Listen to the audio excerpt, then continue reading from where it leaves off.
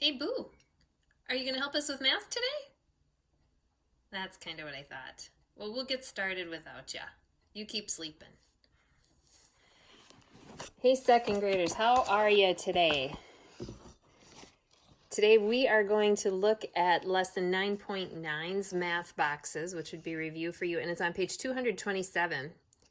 So the first problem that we have asks us to get those fraction cards and do some comparing with them, finding fractions that are equal to each other.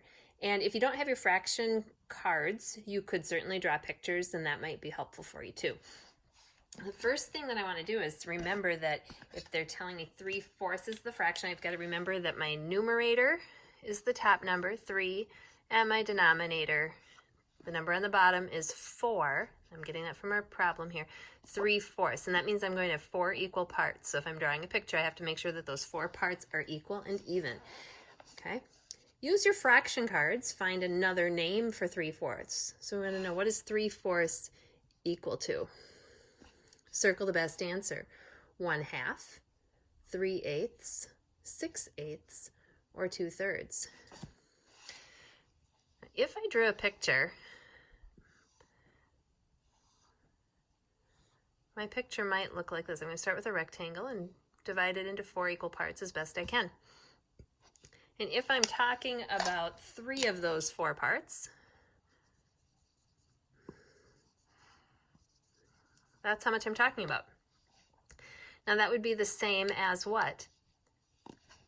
Would it be 3/8? Well, it can't be 3/8 because we don't have 8 equal. If we only had 3 of 8 equal parts, that would be a lot less. Half, well, it's not half. I can tell that it's more than half because halfway would be right here. 2/3. Well, what would that look like? If I had the exact same shape and I did 2/3, I don't know. I think that's going to be a little bit different. It looks kind of same in my picture, but that doesn't seem right, does it? But what about 6/8? You know what I'm going to do? If I had 4 parts and I just did a line like this, then I'd have 8 equal parts. I don't think it's this one. Let's look at that. 8 equal parts. Yep. So I have the denominator of 8, and I've colored in 6 of them. And I haven't even changed my picture other than drawing that line across the center. And 6/8 is one of the choices. 3/4 is the same as 6/8. Okay. 2/3 is probably pretty close. Doesn't turn out exactly the way we wanted it to in the drawing. That's why your fraction cards are going to be a lot more accurate, because you can line those up exactly. Okay, so 6/8 is the fraction that would be equal. All right, let's move on to number 2. We want to write 2 even 4-digit numbers. So if a number has 4 digits, it's going to have a ones place and a tens and a hundreds and a thousands place. Do a little diagram like that. 2 even. Down here we want you to write 2 odd. Go ahead and pause the video again, making sure that you give yourself time to do this on your own, and then come back to it.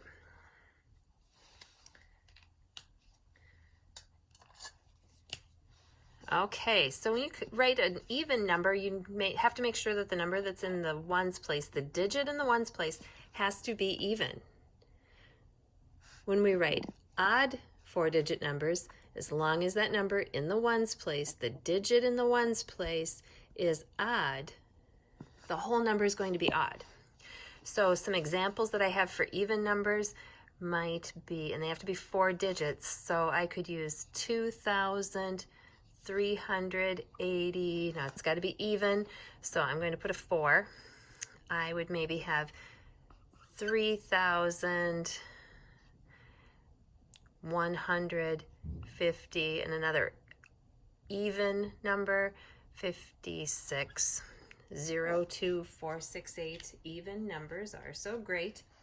And for my odds, I would have The digit in the ones place has to be odd. So I can have anything out here. I can have an even number, an odd number. 8,243.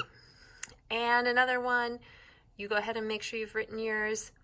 6,155. As long as those digits in the ones place are odd, the whole number is odd. If they're even, the whole number is even. We are going to move on to number 3, and your job is to use counters to solve. Now, if you want to do a picture or something, you could certainly do that. I'll be showing you with a picture how I share my parts equally between children, but you're going to need to have 18 counters if you choose to do counters, and make sure that you have exactly 18. If you have 17, it won't work. You'll have an incorrect answer, and if you have 19, your answer would be incorrect. So make sure that you double check that you have actually 18 counters. Maybe you're using pennies, pasta, crayons, whatever it might be. Okay. Now I want you to take those counters and give them out in groups of 4. Let's read together why we're doing that. Use counters to solve. 18 orange slices are shared equally. Each child gets 4 slices. So we want to know how many children are sharing and how many slices are left. 4 slices. So when you give somebody slices, you're going to have to give them 4. We're not going to give them 3, we're not going to give them 2, we're going to give them 4. So go ahead and make this in groups of 4. So you could do a couple different pictures. I'm going to set up today's picture in an array, and of course I'll use orange. So we have 18, and I'm going to give an orange slice, 4 orange slices. Just going to do some circles here. 1, 2, 3, 4. That'll be for the first child. 5, 6, 7, 8, 9, 10, 11, 12. If you're making a picture, go ahead and finish this. Make sure that you're putting them in groups of 4, though. And then you're going to stop when you get to 18. So 4, 8, 12, 13, 14, 15, 16, 17, 18. Okay. Now, how many children were we able to give orange slices to? Write that answer down. How many children got orange slices? And did you have any slices left over? Well, I had enough for child 1, child 2, child 3, child 4, but I only have 2 down here. So there's not enough for a 5th child. So how many children are sharing? 4.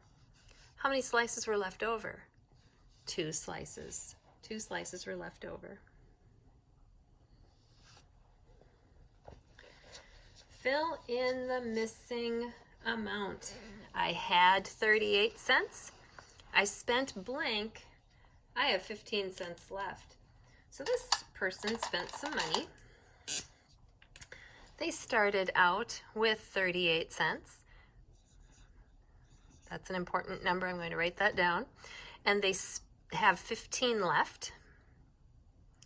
So what I'm going to do is I'm going to take us back to an old diagram that we did a long time ago. And I know that my total was 38 cents.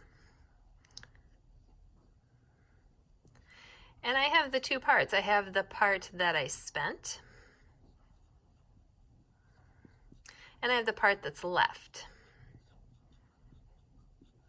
So these are the 2 parts, and this is our part total diagram. We had part, and total. So if I have 15 cents left, how much did I spend? And we knew that we would take the total and subtract the smaller number to give us the other small number. It was a lot like our fact triangles. If I had 38 as my big total, and I had a small unknown number, my other number I did know. This is what my fact triangle looked like. Okay? So if I want to find out how much was spent, am I going to add these together to find out the other small number? No, that doesn't make any sense, does it? I'd end up with something more than I even started with. I spent it. So we're going to spend some money and have 15 cents left. Well, let's just do a subtraction problem. 38 minus 15, and that's what we would do if we were working on a fact triangle, or if we're working with our part total. Here we go. Subtracting, you always start in the ones place. 8 minus 5, write it down. It's 3, exactly. 3 minus 1 is 2. So I must have spent 23 cents. Now we can double check our work. Remember, to check a subtraction problem, you can add. So we could add 23 plus 15 and make sure that it does equal the 38. So let's check that out. 23 plus 15. I'm going to erase my fact triangle here, and I'm going to put that right above. 23 plus 15. 20 and 10 would be 30, and I'm not going to do the full partial sums here because I can do this in my head. And 5 and 3 is 8, 38. So it does equal 38 cents. So I've checked my work and it is correct. So my answer would be 23 cents. I spent 23. Number 5, excuse me, are some subtraction problems. I'd like you to do those problems and see if you notice any patterns, because what I see as I look at the problems is I'm taking away 14 every time, and I started with 22, so I had a 2 in the ones place here. Then I had 62 as my larger number, and again 2 in the ones place all the way down. So what are you noticing? Now when you're doing these problems, maybe you want to start at 14 and count up to 22. 14, 15, 16, 17, 18, 19, 20, 21, 22. You could do that. You could use that number grid, or you could kind of add a 22 out here and you could use the number line, whatever you need to do. Then move on to 62, then 162, 292, and 402. But you're subtracting 14 every time. Pause the video.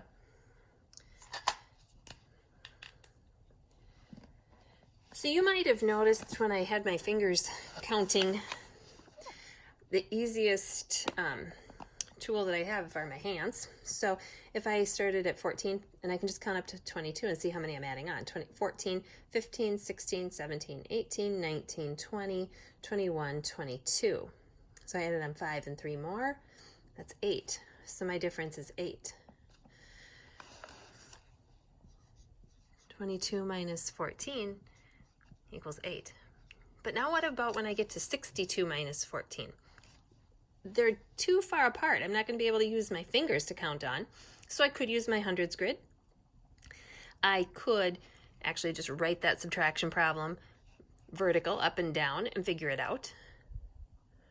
Maybe I'll do that. 62 minus 14. 2 minus 4. I can't do it. So I have to trade first. I'm going to go over to the 6 that's in the tens place, go to that tens place and take one of those 10s away. That'll leave me with 5. Bring those 10 over here, add them to the 2, and I have 12.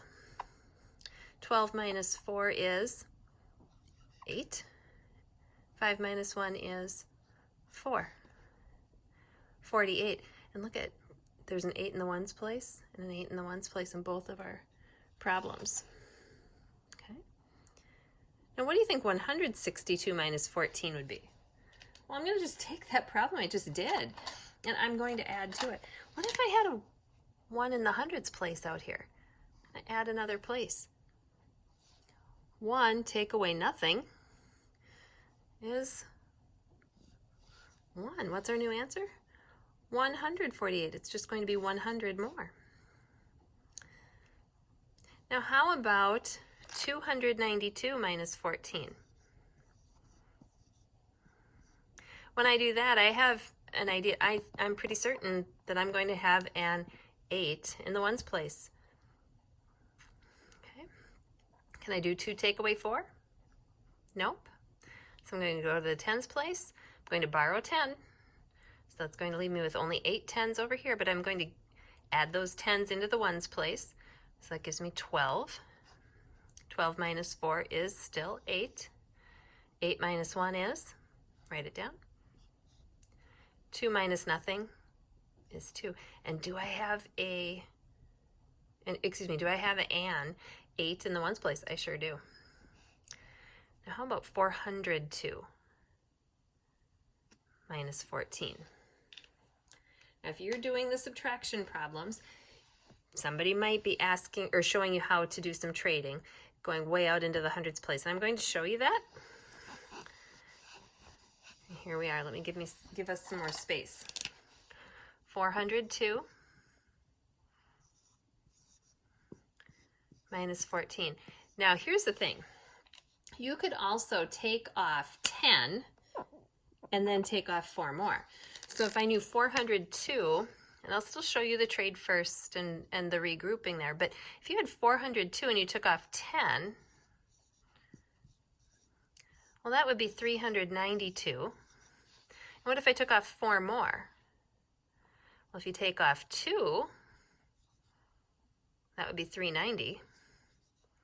And if you take off 2 more, that's going to be 388. So let's just see what happens here. Let's see if that's what we get. So this is just my logic, taking off 10 and then 2 more, because that would be an easy number to take off, and then 2 more. I can count back 390, count back 2. I can do that. So let's do the trade first, because like I say, somebody might be showing you how to do this. Maybe you're not certain. 2 minus 4, can't do it.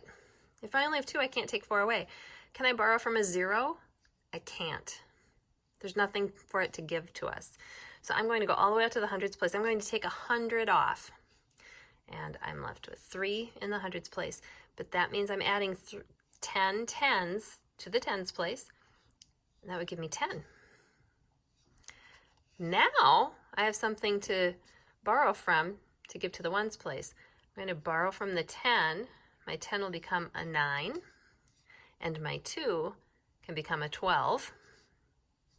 12 minus 4 is 8.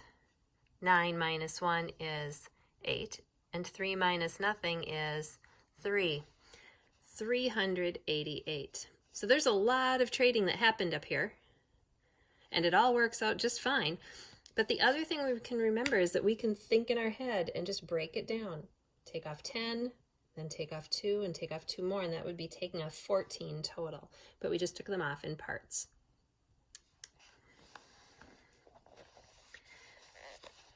Number 6 asks us what the value is.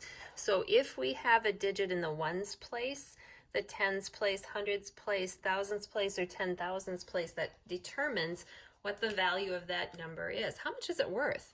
So if I have a 5 in the hundreds place, and I have 5 hundreds,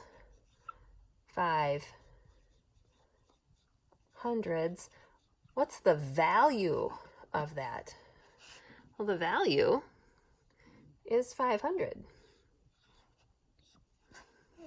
If I have 6 in the thousands place, I have 6 thousands. What's the value of that? Write it down. Did you get 6,000? Of course you did. How about 7 in the ones place? If you have 7 ones, what is that? Yep, just 7. 2 is in the tens place. If you have 2 tens, what is that worth? 2 tens is worth, 20. And finally, it asks us the value of 9, and 9 is in the 10,000s place. What would that be worth? 9 10,000s. That would be 9 in the 10,000s place and zeros following. That would be worth 90,000. Way to go. Thanks for joining in with math today.